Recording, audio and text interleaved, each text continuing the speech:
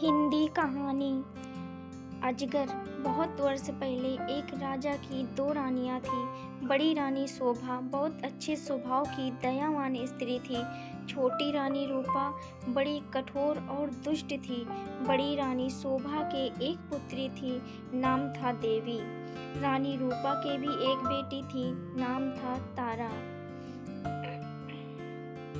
रानी रूपा बड़ी चालाक और महत्वाकांक्षी स्त्री थी।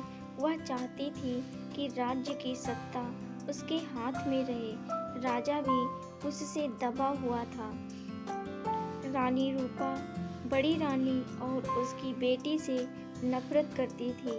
एक दिन उसने राजा से कह दिया कि रानी शोभा और देवी को राजमहल से बाहर निकाल दिया जाए। राजा रानी रूपा की नाराजगी से डरता था। उसे लगा कि उसे वही करना पड़ेगा जो रूपा चाहती है। उसने बड़ी रानी और उसकी बेटी को राजमहल के बाहर एक छोटे से घर में रहने के लिए भेज दिया।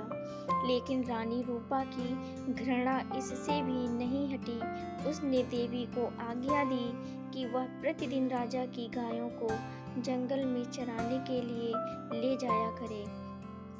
रानी शोभा यह अच्छी तरह जानती थी कि यदि देवी गायों को चराने के लिए गई तो रानी रूपा उन्हें किसी और परेशानी में डाल देगी। इसलिए उसने अपनी लड़की से कहा कि वह रोज सुबह गायों को जंगल में चरने के लिए ले जाया करे और शाम के समय उन्हें वापस ले आया करे। देवी को अपनी माँ का कहना तो मानना ही था, इसलिए वह रोज सुबह गायों को जंगल में ले जाती। एक शाम जब वह जंगल से घर लौट रही थी तो उसे अपने पीछे एक धीमी सी आवाज सुनाई दी, देवी देवी, क्या तुम मुझसे विवाह करोगी? देवी डर गई। जितनी जल्दी हो सका उसने गायों को घर की ओर भागा। दूसरे दिन भी जब वह घर लौट रही थी तो उसने वही आवाज पुनः सुनी। वही प्रश्न उससे फिर पूछा गया। रात को देवी ने अपनी माँ को उस आवाज के बारे में कहा। माँ सारी रात इस बात पर विचार करती रही। सुबह तक उसने निश्चय कर लिया कि क्या किया जाना चाहिए। सुनो बेटी, वह अपनी लड़की से बोली, मैं बता रही हूँ कि यदि आज शाम के समय भी तुम्हें वही आवाज़ सुनाई दे तो तुम्हें क्या करना होगा? बताइए माँ, देवी ने उत्तर दिया। तुम उस आवाज़ को उत्तर देना। रानी शोभा ने कहा, कल सुबह तुम मेरे घर आ जाओ, फिर मैं तुमसे विवाह कर लूँगी। लेकिन माँ, देवी बोली, हम उसे जानते तक नहीं हैं। मेरी प्यारी देवी, माँ ने दुखी होकर कहा, जिस स्थिति में हम जीवित हैं उससे ज़्यादा बुरा और क्या हो सकता है। हमें इस प्रस्ताव को स्वीकार कर लेना चाहिए।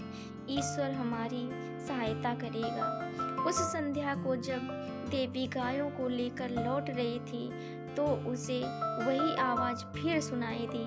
आवाज़ कोमल और दुख भरी थी। देवी देवी, क्या तुम मुझसे विवाह करोगी? क्या तुम मुझसे विवाह करोगी? आवाज़ बोली। देवी रुक गई। उसने पीछे मुड़कर देखा लेकिन उसे कोई दिखाई नहीं दिया। वह हिचकिचाई। वह वहाँ से भाग जाना चाहती थी लेकिन फिर उसे माँ के शब्द याद आ गए। वह जल्दी से बोली, हाँ, यदि तुम कल सुबह मेरे घर आ जाओ तो मैं तुमसे विवाह कर लूँगी। तब वह बड़ी तेजी से गायों को हाँकती हुई घर चली गई। अगले दिन सुबह रानी शोभा जरा जल्दी उठ गई। उसने जाकर बाहर का दरवाज़ा खोला, देखने के लिए कोई प्रतीक्षा तो नहीं कर रहा। वहाँ कोई भी न था। अचानक उसे एक धक्का सा लगा और वह स्तब्ध रह गई। एक बड़ा अजगर कुंडली मारे सीढ़ियों पर बैठा था। रानी शोभा सहायता के लिए चिल्लाई। देवी और नौकर भागे भागे आए कि क्या बात है। तभी एक आश्चर्यजनक बात हुई। अजगर बोला, नमस्कार। उसका स्वर बहुत विनम्र था। मुझे निमंत्रित किया गया था, इसलिए मैं आया हूँ। आपकी लड़की ने मुझसे वादा किया था कि यदि मैं सुबह घर आ सकूँ तो वह मुझसे विवाह कर लेगी। मैं इसलिए आया हूँ। रानी शोभा की समझ में नहीं आ रहा था कि वह करे तो क्या करे। उसे तो यही आशा थी कि किसी दिन कोई सुंदर नौजवान उसकी लड़की से विवाह करने आएगा। उसने यह कभी नहीं सोचा था कि वह अजगर होगा। एक नौकर भागकर रानी रूपा के पास गया और उसने सारी घटना बतला दी। रानी यह सुनकर प्रसन्न हुई। वह उसी समय अपने नौकरों के साथ रानी शोभा के घर गई। यदि राजकुमारी देवी ने किसी के साथ विवाह का वादा किया है, वह बोली, तो उसे अपना वादा अवश्य निभाना चाहिए। रानी होने के कारण यह देखना मेरा कर्तव्य है कि वह अपना वादा पूरा करे। उसी दिन विवाह हो गया। रानी शोभा और देवी के लिए यह कोई प्रसन्नता का समय नहीं था, लेकिन इतने दुर्भाग्य सहने के बाद वे किसी भी प्रकार की विपत्ति का सामना करने को तैयार थी। विवाह के पश्चात अजगर अपनी पत्नी के साथ उसके कमरे में गया। सारी रात रानी शोभा ने प्रार्थना करते हुए बिताई कि उसकी बच्ची ठीक ठाक रहे। दूसरे दिन बड़े सवेरे उसने देवी के कमरे का दरवाज़ा खटखटाया। एक सुंदर नवयुवक ने दरवाज़ा खोला। देवी उसके पीछे खड़ी थी। मैं आपको कह नहीं सकता कि मेरी जान बचाने के लिए मैं आपका और देवी का कितना आभारी हूँ। वह नवयुवक बोला, मैं एक शाप के कारण अजगर बन गया था। एक वन देवता मुझसे क्रुद्ध थे और उन्होंने मुझे अजगर बना दिया। बाद में उन्हें अपनी करनी पर दुख हुआ। तब उन्होंने कहा कि यदि कोई राजकुमारी मुझसे विवाह कर लेगी तो मैं फिर से मनुष्य बन जाऊंगा। और अब देवी ने मुझसे विवाह कर लिया। मेरा शाप उतर गया है। अब मैं फिर कभी अजगर नहीं बनूंगा। रानी शोभा बहुत प्रसन्न हुई। वह अपनी लड़की और दामाद को राजा से मिलाने के लिए ले गई। यह बड़ी विचित्र घटना थी। चारों ओर से लोग इस विचित्र नवयुवक को देखने राजमहल में आने लगे। सभी उत्सुक थे, सिवाय रानी रूपा के। रानी रूपा बहुत गुस्से में थी। उसने झल्लाते और खींचते हुए अपने आप को कमरे में बंद कर लिया। देवी का भाग्य उससे देखा नहीं जा रहा था। वह चाहती थी कि उसकी बेटी तारा भी ऐसी भाग्यशाली बने। आखिरकार उसे एक युक्ति सूझी। उसने अपनी लड़की को बुलाया। देवी का विवाह तो अब हो गया है, वह बोली, इसलिए गायों को जंगल में चराने के लिए तुम ले जाया करो। नहीं, तारा चीख कर बोली, इतने नौकर हैं तो फिर मैं गायें चराने क्यों जाऊं? यह मेरी आज्ञा है। रानी क्रुद्ध होकर बोली, एक बात और भी सुनो। यदि जंगल में कोई तुमसे विवाह का प्रस्ताव करे तो तत्काल कह देना कि तुम विवाह के लिए राजी हो। यदि वह अगले दिन सुबह हमारे घर आ जाए तारा माँ की इस योजना से भयभीत हो गई। वह गायों को जंगल में नहीं ले जाना चाहती थी। वह खूब रोई, लेकिन रानी फिर भी नहीं पिघली। तारा को उसकी आज्ञा माननी पड़ी।